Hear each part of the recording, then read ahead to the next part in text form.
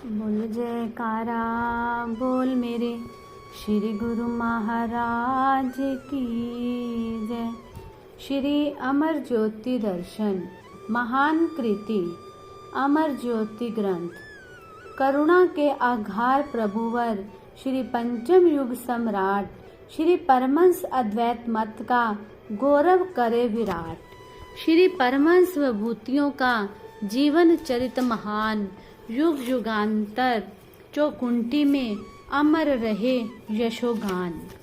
करुणा निदान त्रिभुवन मोहन श्री परमहंस दाता दयाल जी श्री पंचम पातशाही जी की परमारथ भक्ति प्रेम निष्काम कर्म की सुगंधी शीघ्रता शीघ्र विश्व में सौरभ फैलाए, यही आंतरिक चाहना थी भक्ति की अब चौकुंठी में ध्वजा फहराए।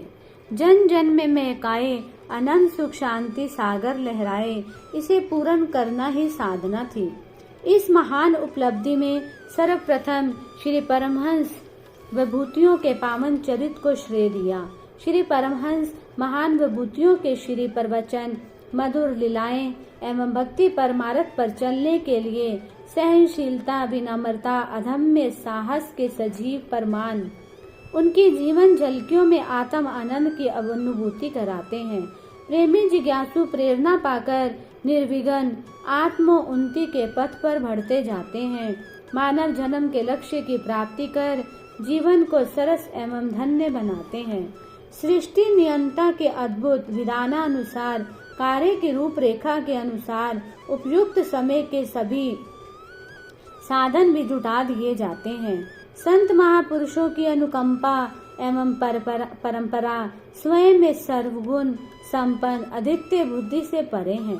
रिद्धि सिद्धि इनकी चरण चेरी भन सेवा के लिए तत्पर रहती हैं। ये अपने साधन पर उत्तरोत्तर बढ़ते हुए जीव कल्याण हित निरंतर प्रयत्नशील रहते हैं। श्री परमहंस अद्वैत मत के उन्नायक श्री परमहंस दयाल जी श्री प्रथम पातशाही जी एवं सभी महान विभूतियों के पावन चरित का एक एक शब्द भक्ति के मुक्ता कणों की आभा से ओतप्रोत है। अमर ज्योति ग्रंथ को खोलते ही आत्म आनंद की अनुभूति होती है। एक सुरती एवं सुरती सच्चे सुख में लीन हो मस्ती के नजारे पाती है। जब भी कभी जीवन में बाधाएं कठिनाइयां अथवा असवाद अवसाद के क्षण आए, महापुरुषों के जीवन चरित का अध्ययन एवं मनन ज्योति स्तंभ बन अपने आलोक द्वारा सुचारू पथ पर दर्शन करता है। इसमें निहित ज्ञान की प्रखर किरणों से अज्ञान तिमिर छट जाता है और जीव सरलता से उन परिस्थितियों में सुख शांति का मार्ग पा लेता है। युग युगांतरों तक अक्षय अमर स्वर्ण अक्षरों में महापुरुषों के पावन चरित का संकलन करने के लिए आपने अगस्त सन 1970 में ही गुप्त रूप से उसका शुभ आरंभ श्री अनंतपुर में किया।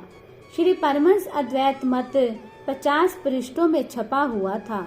उसमें अधिकतर श्री अनंतपुर की रचना को प्रमुखता दी गई थी। अब उसके माधुर्य और सौंदर्य को विस्तार देना था।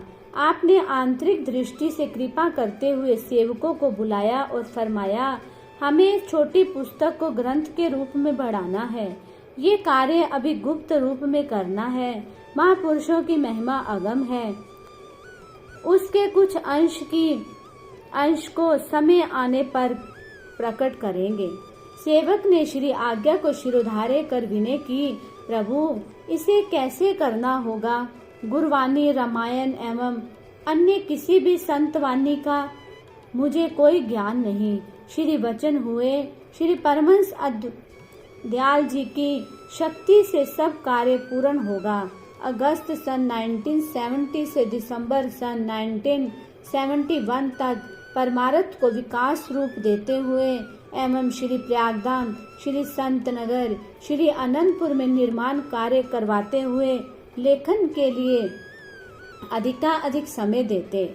श्री मुख से प्रवचन फरमाते एवं जीवन चरित की झांकियों का वर्णन करते हुए स्वयं उनमें खो जाते। पुनः दूसरे दिन एक एक शब्द को सुनते और उसमें सुधार करवाते। एक साधारण सेविका को लेखक का नाम देकर अनुग्रहित किया। लेखक की समझ में ना आता कि कैसे सब प्रवचन एक एक करके याद रहते हैं और कैसे रात्रि में आंखें बंद कर सब वाणियों सहित संकलित हो जाते हैं। ऐसी महान कृपा का वरद हस्त छत्र छाया किए हुए था कि हर समय एक निराली मस्ती में लीन सुरती अपूर्व आनंद की धुन में मगन रहती। बस इतना ही पता चलता कि सेवा लेखन आरंभ करते समय सूर्य की किरणें चहुं ओर से आलोकित होकर लेखनी का कार्य पूर्ण कर जाती थी। इस बार नवंबर सन 1971 ईस्वी में श्री चतुर्थ पातशाही जी महाराज का पावन चरित्र लिखना आरंभ हुआ था।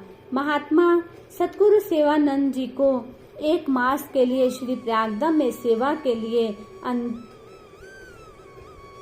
अंत प्रेरणा हुई। वे सत्संग कार्य भी करते थे एवं श्री अनंतपुर में मुख्य प्रबंधक भी थे।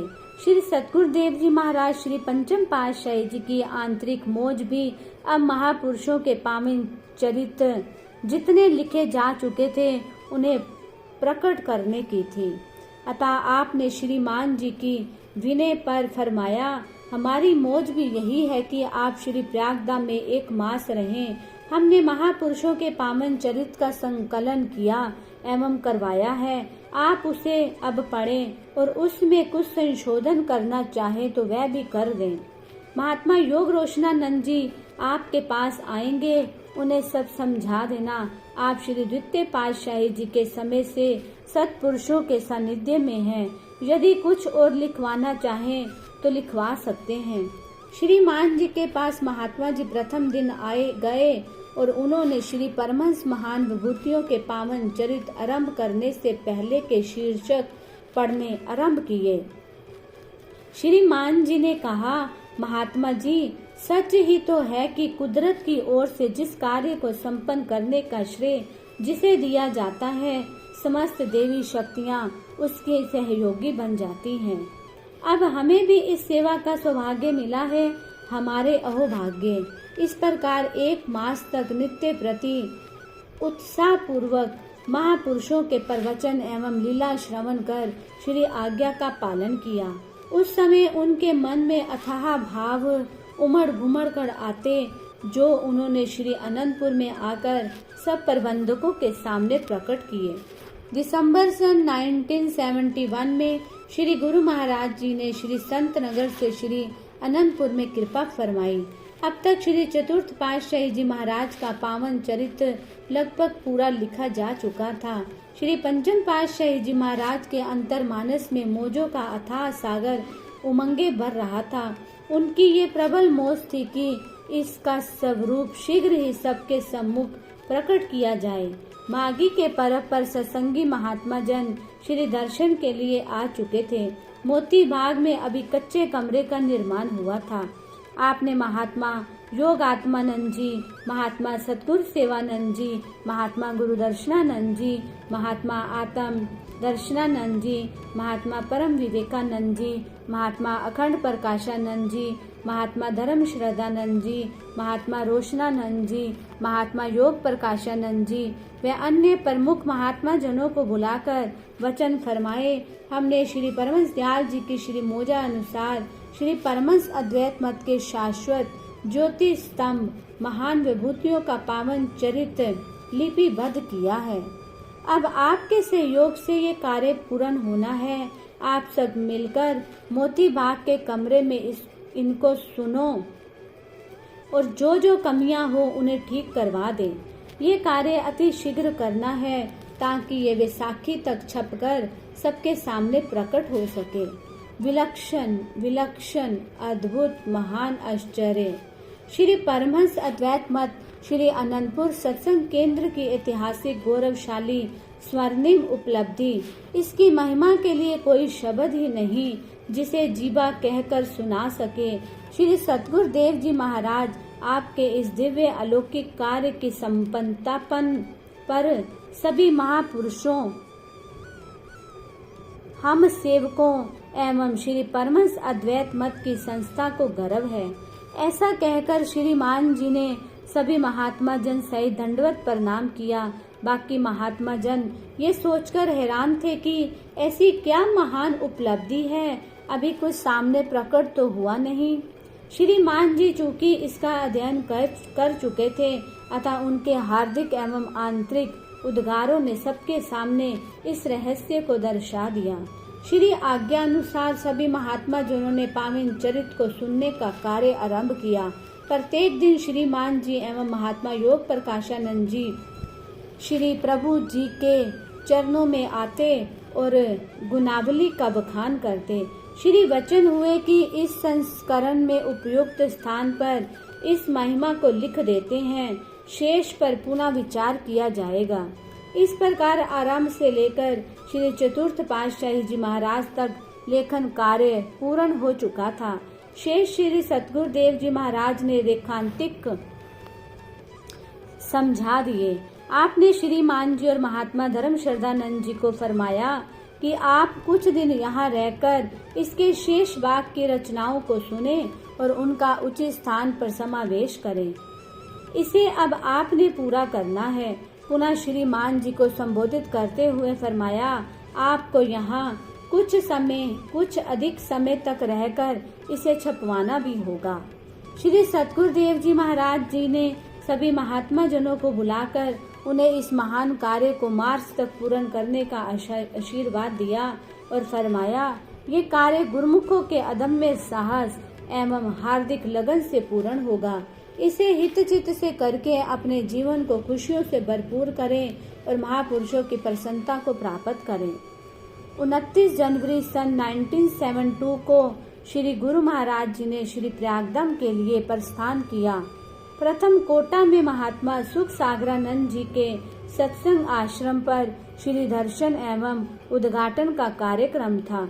उधर प्रातः 10 बजे के लगभग जब श्रीमान जी एवं महात्मा जन लिपिबद्ध की गई रचनाओं को श्रवण करने के लिए आए तो संपूर्ण कार्य को छपवाने सहित देखकर कहने लगे, इतना बड़ा काम इतनी छोटी सी अवधि में कैसे पूरा हो सकता है? ये हमारी सामर्थ्य से बाहर है। इतना बड़ा काम तभी संपन्न हो सकता है जब स्वयं श्री गुरु महाराज जी यहाँ रहे। वरन ये कार्य तो 1 वर्ष में हो पाना भी कठिन है। ग्रंथ की छपाई के लिए अक्षर अनंत संदेश से बड़ा होना चाहिए, जो अभी उपलब्ध ही नहीं है। श्रीमान जी ने 2 गुरुमुखों को कोटा भेजकर अक्षर आदि के लिए सब विनय भेज दी। इधर लेखक के मन में ये विचार आया कि क्या श्री गुरु महाराज जी की मौज अब पूर्ण नहीं हो पाएगी। उसने अपनी विनय पत्रिका श्री चरणों में भिजवा दी। गुरुमुखों को जब श्री दर्शन का सौभाग्य प्राप्त हुआ तो उन्होंने विनय पत्रिका भेंट कर श्रीमान जी द्वारा पसंद किए गए अक्षर इत्यादि दिखलाए। श्री वचन हुए कि आप आशीर्वाद पत्र ले जाएं और श्रीमान जी को सौंप दें। श्रीमान जी के कृपा पत्र में लिखा, श्रीमान जी, हमने आपसे पूरा छपा हुआ ग्रंथ लेना है, फिर आप जैसे और जिस भी प्रकार के अक्षर प्रयोग करें, पूर्ण व्यवस्था कर इस सेवा की कार्य पूर्ति करनी है। सब प्रेम में सेवा करने वाले गुरुमुखों एवं अनंतपुर निवासी गुरुमुखों को आशीर्वाद। दूसरी ओर लेखक को भी कर कमलों से कृपा पत्र लिखकर आशीर्वाद फरमाई। श्री वचन लिखे, आप तसल्ली रखें और अपना कार्य उत्साह पूर्वक करते जाएं। किसी प्रकार से घबराने की जरूरत नहीं है। सब काम श्री गुरु महाराज जी की कृपा से ठीक हो जाएगा। Trust in God and do the right. God help those who help themselves. प्रेम प्योदी प्रेम के सागर अनूठी रचना रचाते हैं। गुप्त व प्रकट रहस्य भरे हैं, जीव समझ नहीं पाते हैं। गुरु सेवा के अजब नजारे सच्चा आनंद बरसाते हैं। अद्भुत पावन समय सुहाना श्री अनंतपुर में सरसाते हैं। श्रीमान जी ने कृपा पत्र पढ़कर सुनाया और प्रेस में सेवा करने वाले गुरुमुखों को सब सेवा कार्य विभाजित करके सौंप दिया। भक्तों की तरफ छपाई की सेवा होने लगी और भक्तानियां कंपोजिंग व प्रूफ रीडिंग की सेवा करने लगी। सब उत्साह पूर्वक अपनी अपनी सेवा में ये सोचकर जुट गए कि श्री सतगुरुदाता दयाल जी की प्रसन्नता को पाने के लिए इसे पूर्ण करना ही है। श्रीमान जी ने 2 प्रेमियों को दिल्ली अक्षर फाउंड्री में भेजा। वे दिल्ली के ही अन्य 2 भक्तों को साथ फाउंड्री में पहुंचे। फाउंड्री के मालिक ने कहा कि इतना अक्षर तो 1 मास क्या 6 मास तक भी मिलना नामुमकिन है। गुरुमुखों ने उत्तर दिया, हमारे पास तो केवल 1 सप्ताह का ही समय है। हम अक्षर सफाई के लिए अपनी ओर से पूर्ण सहयोग देंगे। फाउंड्री के मालिक की अंतः प्रेरणा से एक दिव्य ज्योति ने उत्साह भरा। उसने अपने मजदूरों को अधिक समय देने के लिए कहा। वे चारों भगत भी दिन रात एक करके अक्षरों की सफाई में जुट गए और 7 दिन में ही कार्य पूरा करवाकर श्री अनंतपुर में पहुंच गए। फाउंड्री के मालिक ने प्रसन्न होकर कहा, वाह, श्री अनंतपुर के निष्काम सेवा में संलग्न सेवक सप्ताह भर विश्राम न करने पर भी कितने आत्म आनंद में लीन व प्रसन्न है। हमारे मजदूर चौगनी आय लेकर भी ऐसा न कर पाते जो इन भक्तों ने कर दिखाया है। अक्षरों का प्रबंध हो जाने पर श्रीमान जी ने सभी गुरुमुखों को कहा कि श्री अनंतपुर में श्री गुरु महाराज जी की कृपा से इस महान सेवा का अवसर मिला है। सभी गुरुमुख इस दुर्लभ संयोग से लाभ उठाएं, आनंद खुशी से भरपूर जीवन में आनंद पाए। उन्होंने प्रबंधक भाई प्रेम सागरानंद जी से कहा कि फर्मा छपते ही आपने 2000 की संख्या तक पर प्रत्येक फर्मे को थपवाने की सेवा करवानी है। बाई जी ने अपनी तरफ सभी गुरुमुखों को श्री आज्ञा सुनाते हुए कहा कि अपनी अपनी सेवा के अतिरिक्त सभी ने इस सेवा को भी सहर्ष करना है। सेवा का अद्भुत नजारा सबके दिल में उमंग उत्साह समस्त श्री अनंतपुर निवासी गुरुमुखों और प्रबंधकों में मानो दिव्य शक्ति एवं प्रभु प्रेम की निराली मस्ती का संचार हुआ। ये केवल कोरी कल्पना नहीं, वास्तविक सत्य है। महाप्रभु जी श्री प्रयागधाम में विराजमान थे, वहां से ही आशीर्वाद की कृपा बरसाते थे। श्री अनंतपुर में देखो तो प्रत्येक प्रेमी की जुबान पर यही था कि हर समय उन्हें कभी श्री तृतीय पातशाही जी, कभी श्री चतुर्थ पातशाही जी और कभी श्री पंचम पातशाही जी, कभी स्वप्न में और कभी साकार रूप में अपने दिव्य झलकियों से आनंदित कर रहे थे। सबके मुख से हर्ष आनंद एवं मस्ती भरे गीत ही झरते थे। आकाश से मानो देवगण भी इस सेवा में सम्मिलित होने के लिए विनय सुना रहे थे। रात्रि एवं दिन भर सेवा में सभी अहोभाग्य मना रहे थे। सर्दी को शीत लहर और दिन रात का भी किसी को पता नहीं कैसे बीत रहे थे। महात्मा योग आत्मानंद जी प्रेस के प्रबंधक थे। उन्होंने प्रेस के गुरुमुखों के लिए भोजन आदि का प्रबंध भी करवा दिया। सब एक दूसरे से बढ़कर इस सेवा कार्य में लाभ ले रहे थे। 5 मार्च को श्री गुरु महाराज जी ने श्री अनंतपुर में कृपा फरमाई। बाहर से मुख्य महात्मा जनों को सत्संग से बुलवा लिया। श्री अनंतपुर में सेवा में रत अदम्य साहस एवं प्रभु प्रेम में यशोगान करते गुरुमुखों को देखकर स्वयं श्री प्रभु जी भी भाव विभोर हो गए। बोलो जयकारा बोल मेरे श्री गुरु महाराज की जय।